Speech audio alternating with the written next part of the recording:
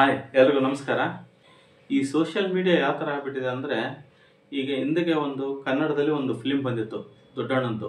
ಏನು ಅಂದರೆ, ದೇವ್ರನ್ನ ನೋಡಿ ತೋರಿಸ್ತೀನಿ ಬನ್ನಿ ಅಂತೇಳಿ ಎಲ್ಲರನ್ನ ಕರ್ಕೊಂಡೋಗಿ ಮುಟ್ಟಾಡ್ರನ್ನು ಮಾಡೋದು. ಅಂದರೆ ಅಲ್ಲಿ ದೇವ್ರು ಕಾಣಿಸ್ತಾ ಇದ್ದಾನೆ, ಯಾರು ಹೆಂಡತಿ ಪತಿ ಇರುತ್ತೆ ಅವ್ರಿಗೆ ಮಾತ್ರ ದೇವ್ರು ಕಾಣಿಸ್ತಾಳೆ ಅಂತೇಳಿ. ಅಂದರೆ ಇದು ಒಂದು ಸ್ವಲ್ಪ ಹಿಂದೂ ಧರ್ಮದ ಬಗ್ಗೆ ಸ್ವಲ್ಪ ಕಾಮಿಡಿ ಮಾಡೋ ಥರ ಇತ್ತು. ಬಟ್ ಇವಾಗ ಸೋಷಿಯಲ್ ಮೀಡಿಯಾದಲ್ಲಿ ಯಾವ ಥರ ಆಗ್ಬಿಟ್ಟಿದೆ ಅಂದರೆ, ಇತ್ತೀಚೆಗೆ ನಾನು ಒಂದು ವಿಡಿಯೋ ನೋಡಿದೆ.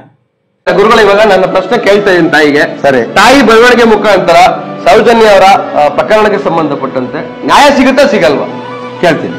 ತಾಯಿನ ಒಂದ್ಸರಿ ಅಪ್ಲೈ ಮಾಡ್ತೀನಿ. ವಿಡಿಯೋ ನೋಡ್ತಾ ಬನ್ನಿ. ನೋಡವ, ಇದು ನಿನ್ನ ಪ್ರಶ್ನೆ. ಸೌಜನ್ಯದ ಪ್ರಕರಣಕ್ಕೆ ಅವಳಿಗೆ ನ್ಯಾಯ ಸಿಕ್ಕುತ್ತಾ ಇಲ್ವಾ? ನ್ಯಾಯ ಸಿಕ್ಕುತ್ತೆ ಅಂದ್ರೆ ಸಿಕ್ಕುತ್ತೆ ಅಂತ ಅಭಯ ಕೊಡು, ಸಿಕ್ಕಲ್ಲ ಅಂದ್ರೆ ಸಿಕ್ಕಲ್ಲ ಅಂತ ಅಭಯ ಕೊಡಮ್ಮ.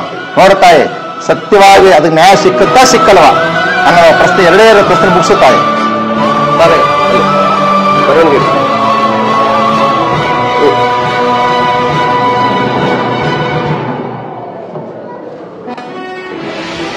ಜನಗಳು ಒಂದು ಊಡ್ಕೊಂಡ್ರೆ ನ್ಯಾಯ ಸಿಕ್ಕುತ್ತೆ ಅಂತ ಅಪ್ಲೈ ಬಂದಿದೆ. ಸೌಜನ್ಯಗಳಿಗೆ ನ್ಯಾಯ ಸಿಕ್ಕುತ್ತೆ ಅಂತ ಅಮ್ಮ ಅಭಯ ಕೊಟ್ಟಿದ್ದಾಳೆ.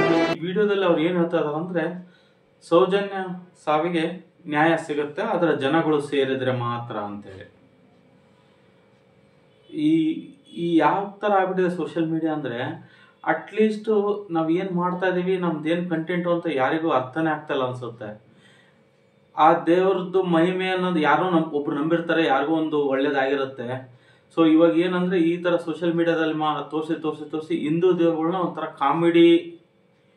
ಕಾಮಿಡಿ ಪೀಸ್ಗಳ ತರ ಮಾಡ್ಬಿಡ್ತಾರೆ. ಆಕ್ಚುಲಿ ಈ ಕಾಮಿಡಿ ಪೀಸ್ ಅನ್ನೋದು ಯೂಸ್ ಮಾಡಬಾರ್ದು. ಬಟ್ ಏನಂದ್ರೆ, ಜನಗಳು ಆ ತರ ಮಾಡ್ತಾ ಇದಾರೆ. ಇವನು ಹೋಗಿ ಅಲ್ಲಿ ಸೌಜನ್ಯನ ಕೊಂದವ್ರು ಯಾರು ಅಂತ ಕೇಳೋದಂತೆ, ಆ ದೇವ್ರು ಆಗತ್ತೆ, ಅದು ಜನಗಳೆಲ್ಲ ಸೇರ್ಬೇಕಂತ ಹೇಳತ್ತಂತ ತೋರಿಸಿದಾನೆ.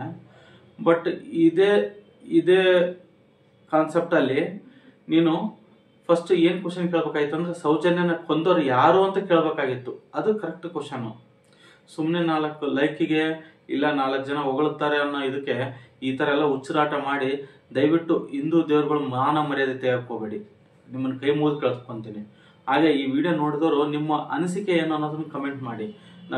ನಾನು ಹೇಳಿದ್ದು ಕರೆಕ್ಟಾ ತಪ್ಪಾ ಅಂತೇಳಿ ಒಂದು ಕಮೆಂಟ್ ಅಲ್ಲಿ ತಿಳಿಸಿ. Thank you.